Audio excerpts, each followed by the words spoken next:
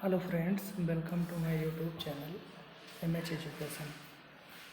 Hello student, जैसा कि मैं आप लोगों को यूपीएससी UP SSSC पेट परीक्षा के लिए कुछ क्वेश्चंस की सीरीज लेकर के आ रहा था। उसी के क्रम में आज हम मैथ के लिए DI की एक सीरीज लेकर के आए हैं, जिसमें 5 क्वेश्चन हैं। यहाँ से हम सीखेंगे कि हमें DI के माध्यम से किस तरीके से अच्छे नंबर को स्कोर करना है। तो फ्रेंड्स, शुरू करते हैं। जैसा कि हमारे पास दिया गया है कि एक क्वेश्चन स्क्रीन पर आपके सामने शो हो रहा है।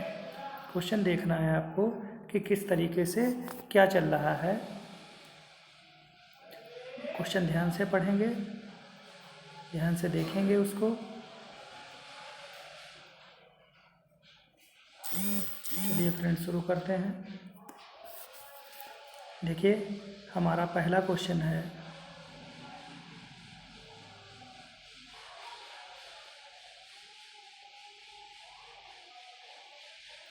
हमारा पहला क्वेश्चन है, क्वेश्चन पढ़ते हैं कि दी गई तालिका एवं सारणी को ध्यानपूर्वक अध्ययन करें तथा नीचे दिए गए प्रश्नों के उत्तर दें।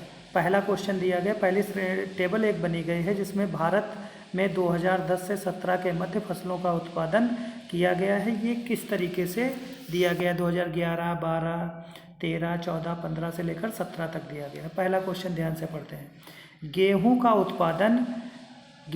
उत्पादन में किस वर्ष के दौरान गिरावट दिखाई दी? हमें ये देखना है, गेहूं का उत्पादन देखना और देखना है कि सबसे कम उत्पादन किस ईयर में शुरू हुआ। तो देखिए, 6100 था, फिर 7000 बढ़ा है, 7100 हो गया, फिर 7600 हो गया, फिर 6800 हो गया, फिर 6900 हो गया, अब फिर आपका कितना 7600। तो देखिए फ्रेंड्स, 2014 और 15 में क्लियर मुझे दिख रहा है कि 14 और 15 में हमारा जो क्या हुआ है, गेहूं की गिरावट देखी गई। तो इसका विकल्प सी सही हो जाएगा। तो हमारे पास इसका विकल्प कौन सा सही है? सी वाला। अगला क्वेश्चन देखिएगा।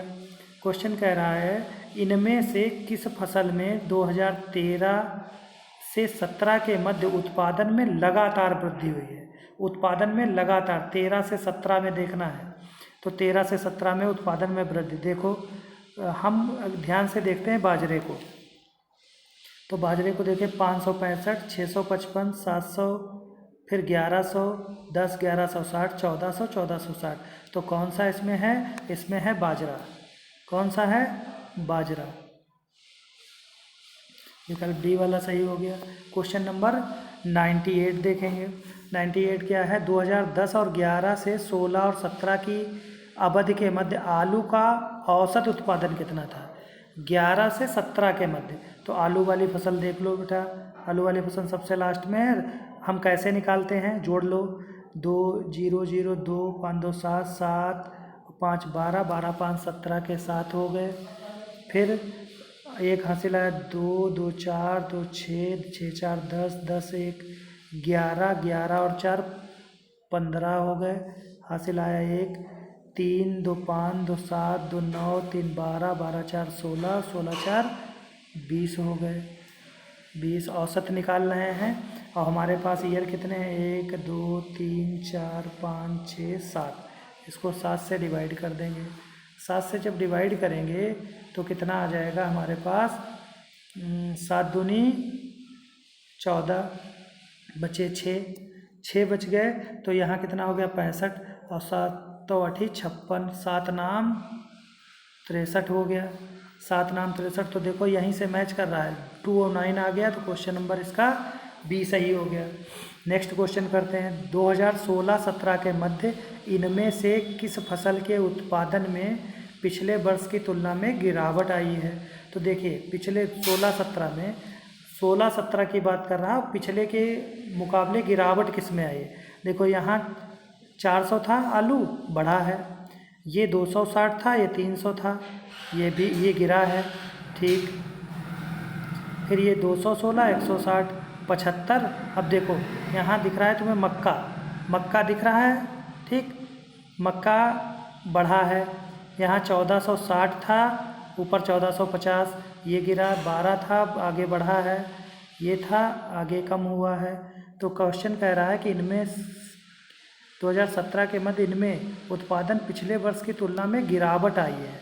तो गिरावट मुझे देखना है, तो गिरावट बेटा किस में आएगी, जौ को देख लेते हैं। जौ वाले में 2016 से, तो देखो जौ में गिरावट आई है, ठीक, तो इसमें जौ सही हो जाएगा। अगला हमारे पास है 2016 और 17, ये तो वही हो गया। आलू का उत्पादन 15-16 तथा 10-11 का अंदाजन कितना गुना है। कह रहा है आलू का उत्पादन 15-16 में 10-11 का कितना गुना है।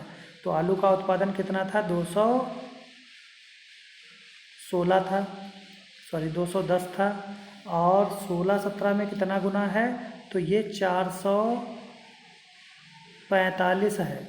तो 210 को अगर हम डिवाइड कर दें, गुने का मतलब है 2 से अगर हम 210 को डिवाइड कर दें, 210 को अगर हम डिवाइड कर दें, हम आगे लेकर के चलते हैं इसको, ध्यान दीजिएगा, अगली स्लाइड पर चलते हैं।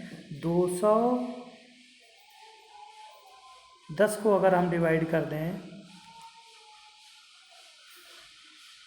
210, और फ्रेंड्स पीछे देखकर बताते हैं कि कितना था, 445। तो 445 को